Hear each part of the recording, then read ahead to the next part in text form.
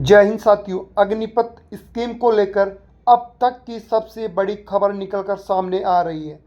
साथियों, आप सभी को पता है कि 2022 के अंदर भारत की तीनों सेनाओं के अंदर अग्निपथ स्कीम को लागू किया गया था। साथियों, जैसे ही अग्निपथ का स्कीम को लॉन्च किया गया था, उसके पश्चात ही चाहे से युवा हो, चाहे से विपक्षी पार्टियां हो, सभी ने इसका पुरजोर तरीके से विरोध किया था। साथियों, अब इसको चुनावी माहौल समझे या सरकार की जो अग्निपथ स्कीम लॉन्च की थी, उसमें कहीं ना कहीं सरकार को लेकर काफ़ी बड़ा अपडेट करने को जा रही है। साथियों, रक्षा मंत्री राजनाथ सिंह ने गुरुवार को कहा कि उनकी सरकार जरूरत पड़ने पर अग्निवीर भर्ती योजनाओं में सुधार के लिए तैयार है। रक्षा मंत्री ने यह भी कहा, सरकार ने सुनिश्चित किया है कि अग्निवीर भविष्य सुरक्षित रहे।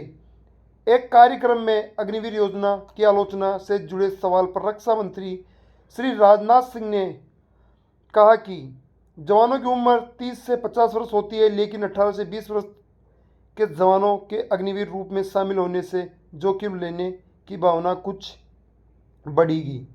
इसके कोई दो राय नहीं। वरिष्ठ जवान अपनी जिम्मेदारी बखूबी निभा रहे हैं। उन्होंने कहा कि भर्तियों को लेकर अगर सरकार को लगा अग्निवीर भर्ती को लेकर कि यह स्कीम ठीक नहीं है, तो सरकार इसको लेकर बदलाव कर सकती है। रक्षा मंत्री ने यहाँ तक बोला कि हमारी सरकार इसको लेकर अहम फैसला लेगी। तो साथियों, कहीं ना कहीं एक चीज़ क्लियर हो रही है कि इस अग्निपथ स्कीम को लेकर बीजेपी भी और जिन्होंने ये अग्निपथ स्कीम लॉन्च की है, वो भी कहीं ना कहीं सोच रहे हैं कि यह जो उन्होंने डिसीजन लिया है वो बहुत ही गलत है।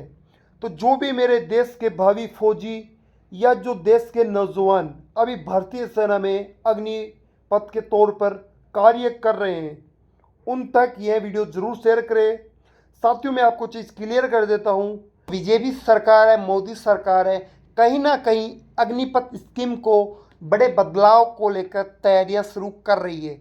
साथियों, अग्निपथ स्कीम के तहत जो 4 साल की भर्तियां हो रही है, उसमें युवाओं को ना पेंशन मिल रही है, ना मेडिकल सुविधाएं, ना कैंटीन सुविधाएं, ना और कोई सुविधाएं मिल रही है। इसको लेकर विपक्ष ने इसको काफ़ी ज़्यादा संख्या में आंदोलन किए गए, प्रदर्शन किए गए और सरकार के विपक्ष में युवाओं ने भी काफ़ी बड़ा मोर्चा खोल के सरकार को अवगत कराया कि जो अग्निपथ स्कीम है ये युवाओं के लिए बहुत ही गलत डिसीजन है। इसी को लेकर जो गोरखा सेंटर और गोरखा रेजिमेंट जो गोरखा है, उन्होंने भी इसका काफ़ी ज़्यादा संख्या में पुरजोर तरीके से विरोध किया। उसको लेकर गोरखा सैनिकों ने भी अनशन आंदोलन भी किए।